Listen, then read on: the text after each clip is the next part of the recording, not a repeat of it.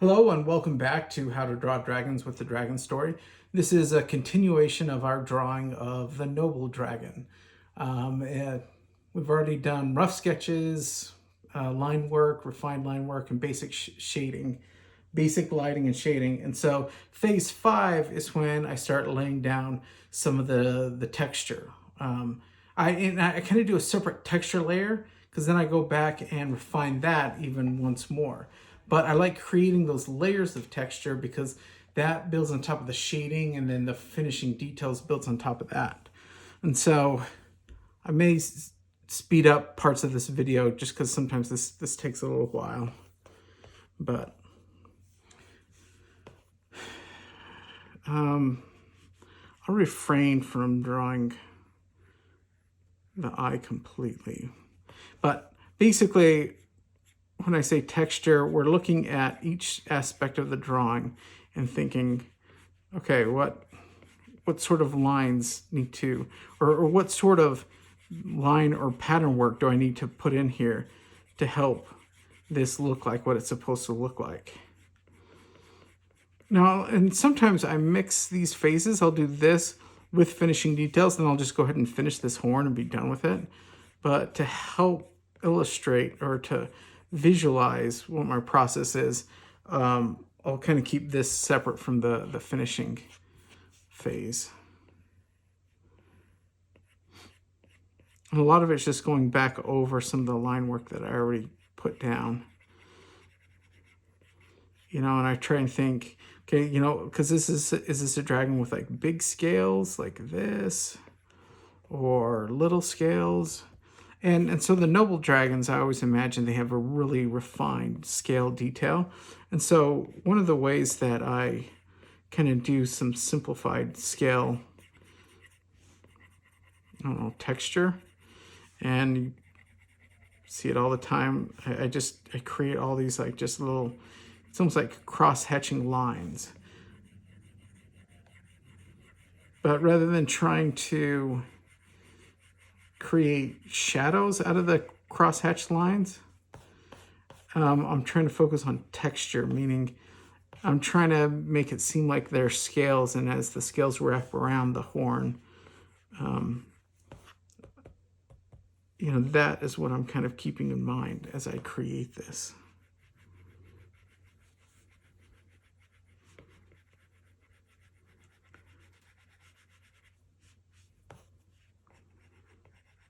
And then I try and think about how this texture can help also convey the shape of the dragon's face.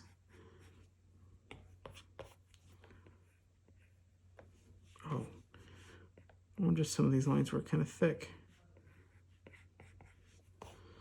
And so I'll do lines like this, but then if I kind of cross hatch it, that helps create like almost tiny little scale-like patterns.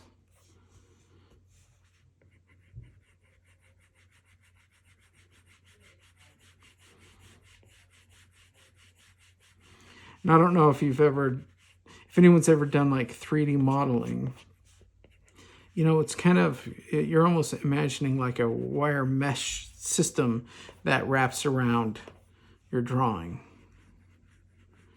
Because you want your texture lines, like if you just come in here and put a bunch of texture lines like that, then it's not conveying shape or form.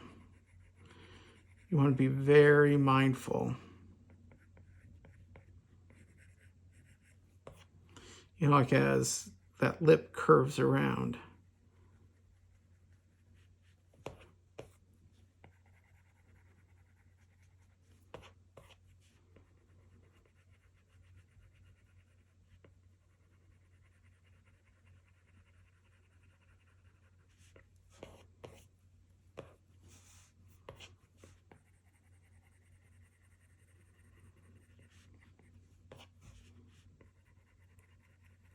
Because even the way these texture lines intersect can also create, so like the way that line forms and then the way, it connects with other things, it helps define the shape. Because if these lines are coming down like this and then the lip curves like that, it creates this sense of volume.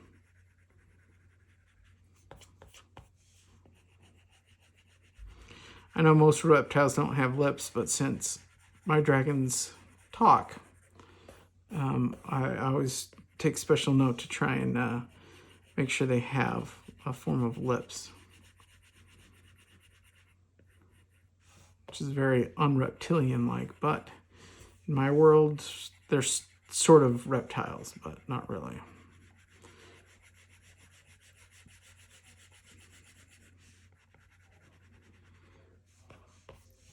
Sometimes this process can take a while. A lot of times I'll do this like if I'm just sitting down watching a movie. It's really easy to just zone out, not think about things. I also want to pay attention to what the skin is doing, how that may influence some of these texture lines.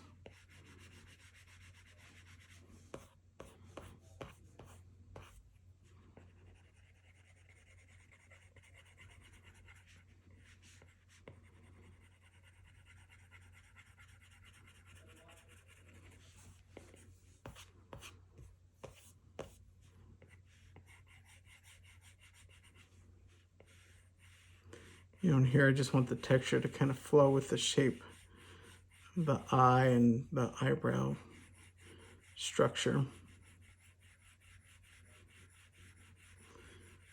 See, and here's a good example of how, if that line helps trace along the 3D shape of the dragon.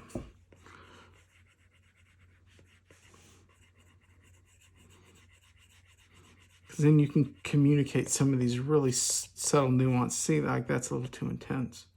I don't like that. But then it really helps focus on how this shape then blends into this. And this all adds to some of the shading. You know, because of these areas where it's a little bit more shaded, I throw in more texture lines in contrast to other areas.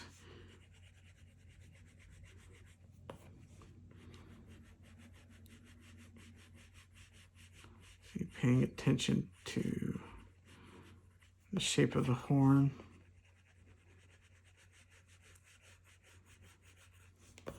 And another thing that I like doing is right where the horn, you know, horns or teeth come out, you want to reflect that little bump in the skin right there. And so I'll throw in these texture lines.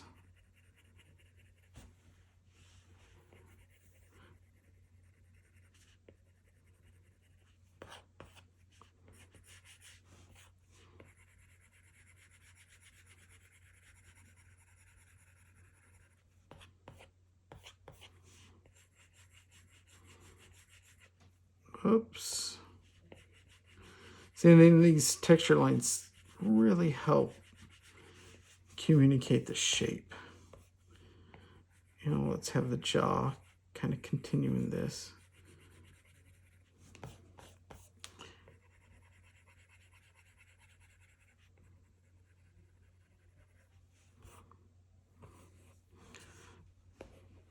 Okay, it's coming along nicely.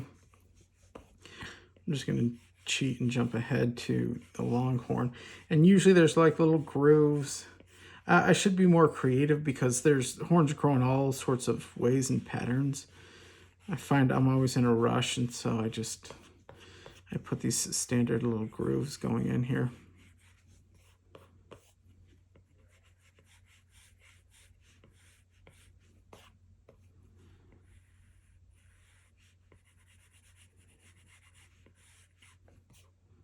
Oops, you want to make sure they flow.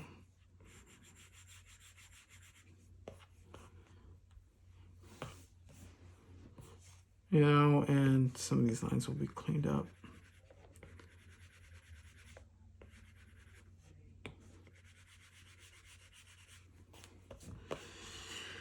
Oh boy. The snout scales or spine scales, I usually just do a whole quick series of. Just a whole bunch of up and down, just to lay down some texture really quickly.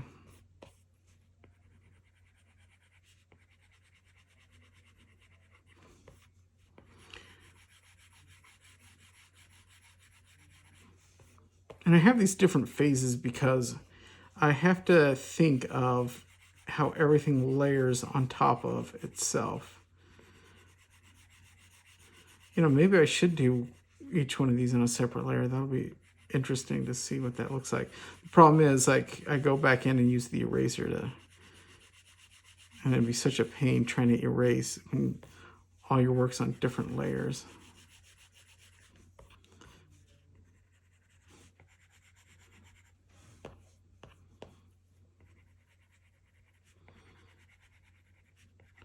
You know, with each little horn or scale, whatever this is, everything kind of goes up towards that point. Like, because that's just how they grow.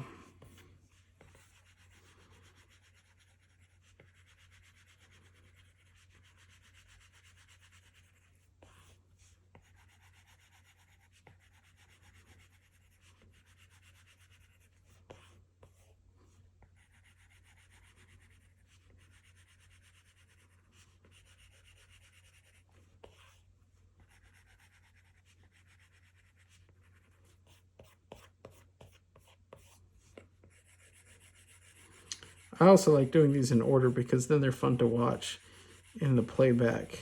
Since Procreate, you can set Procreate to record your drawings, and it's more fun when you watch the playback.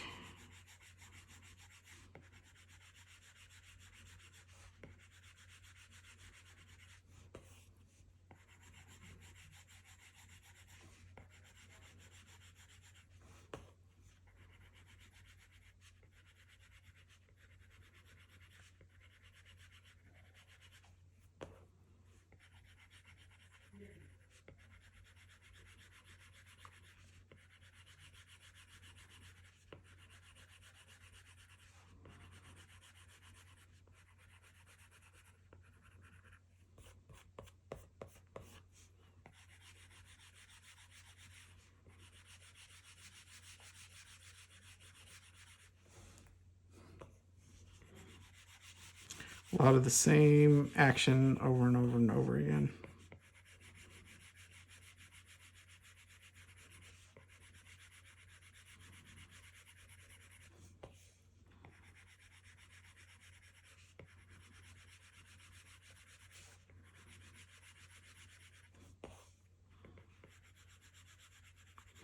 But what this does is it lays down like a base layer of texture.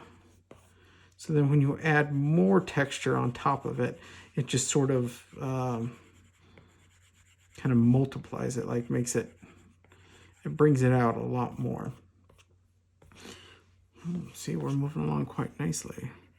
And I try not to get too in the weeds with like texturing each one of these scales. So I'm just gonna throw in some quick lines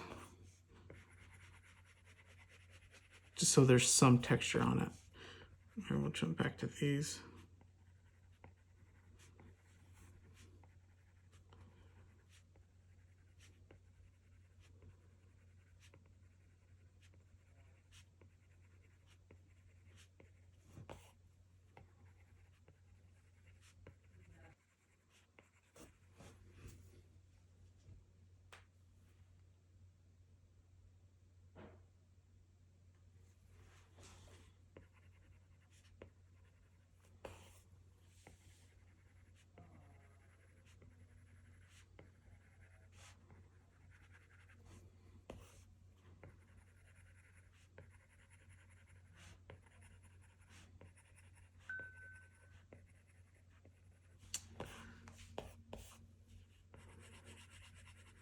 I mean, these scales are pretty easy because their growth is always in the same direction. They're always growing outward.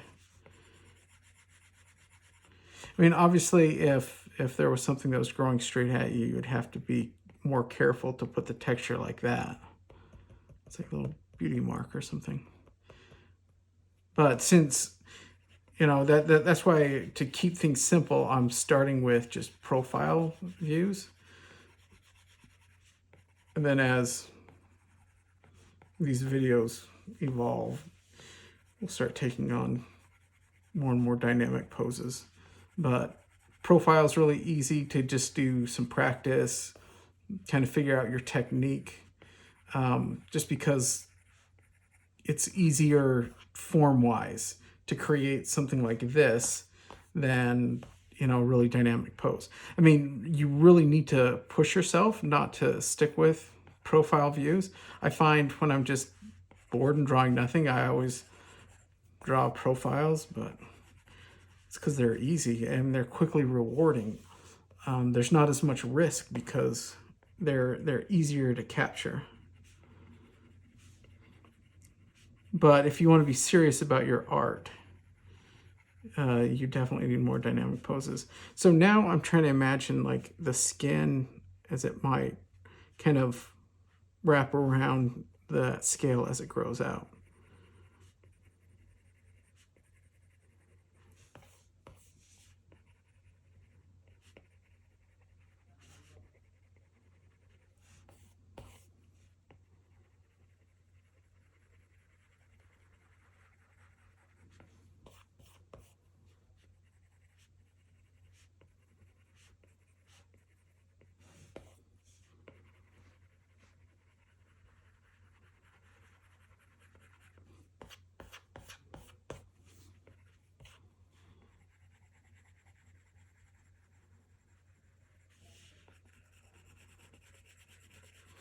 And these texture lines, they don't have to be perfect.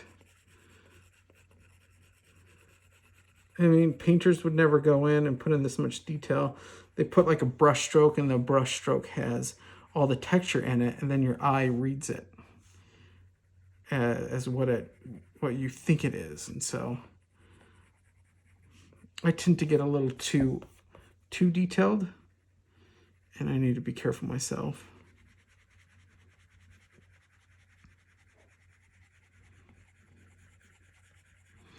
But I try not to stress out over little like lines that stray here and there. It's okay.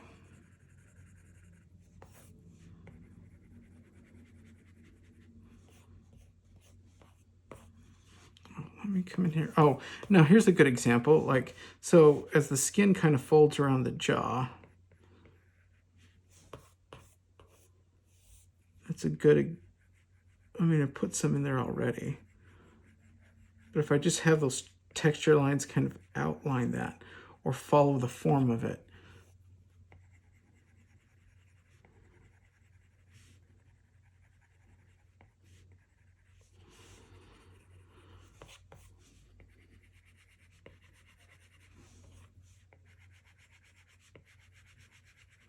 again, I start at the point and draw outward.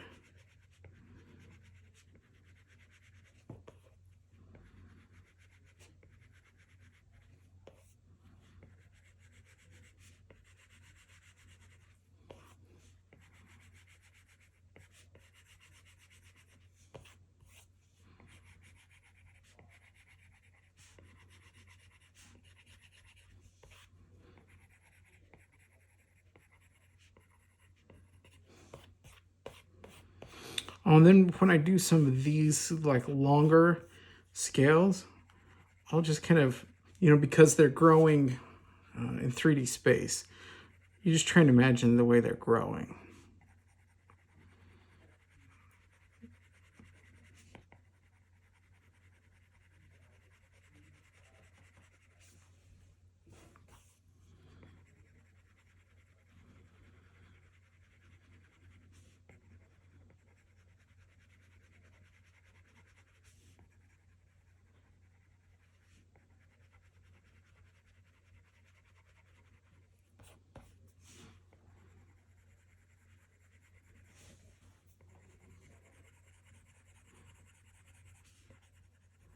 I kind of wish I could invent a brush that would just create scales exactly like I have in mind. And I know there are probably scaled brushes, but They're just not as organized or as pretty as these.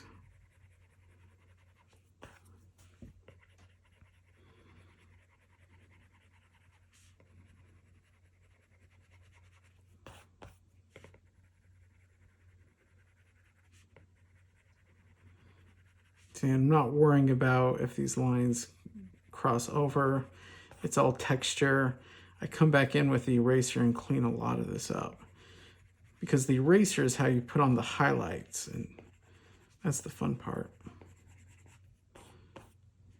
Just makes it come alive.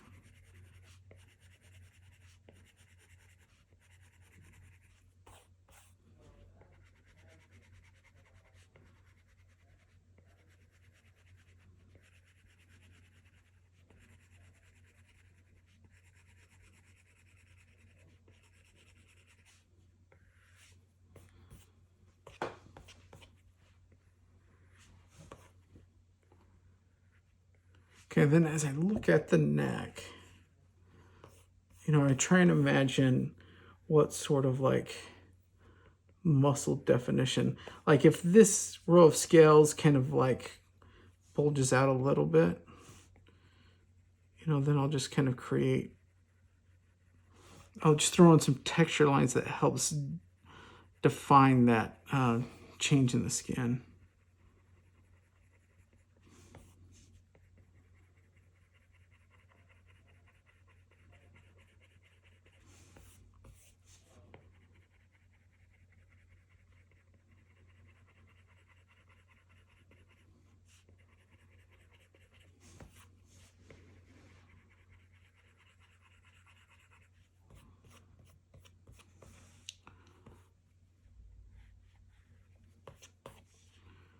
Maybe I'll just add some little detail right here. You know, where this kind of sticks out.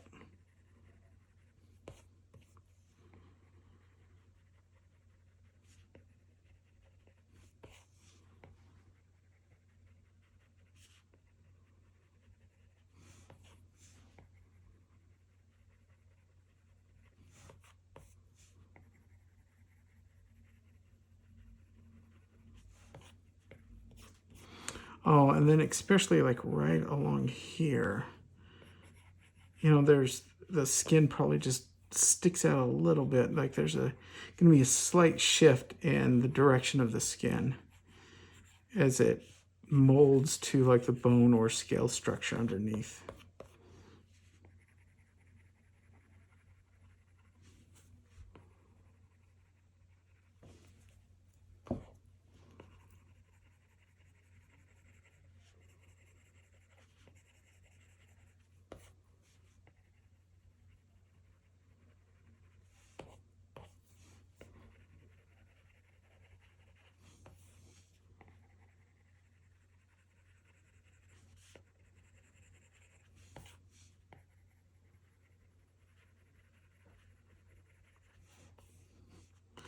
That'd be cool. Oh, never mind.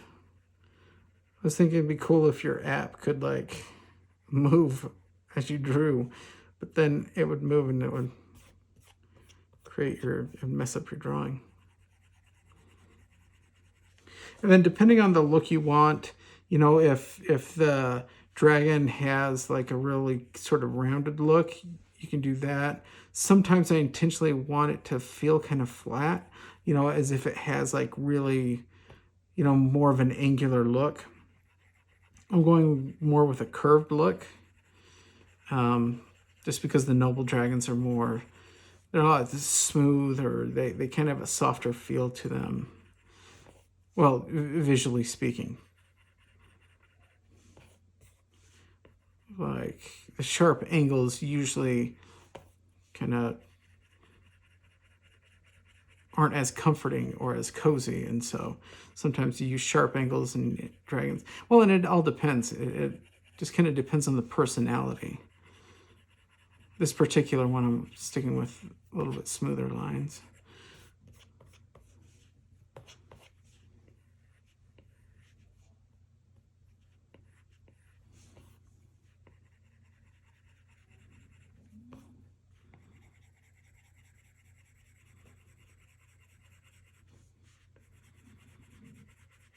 And I don't always crisscross these. You know, sometimes I do, but it's not necessary.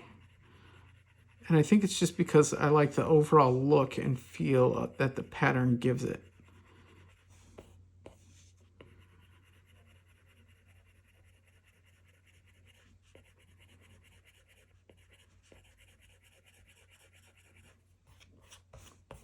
Yeah. So from a distance, it's harder to see, but as you zoom in, there's nice little texture lines added all throughout this dragon's face, well, and neck. So I would consider this done with phase 5, which is the texturing pass. And so then the next one is just refinements, details and refinements. At least I don't think I'll break that into more phases. I think there's one more phase, which is just the finishing pass where you get it done. But sometimes that takes kind of a long time. So anyway, thanks for watching. Again, this was phase 5, texturing. Be sure to tune into the next video where we will add the finishing details to this dragon. Thanks for watching.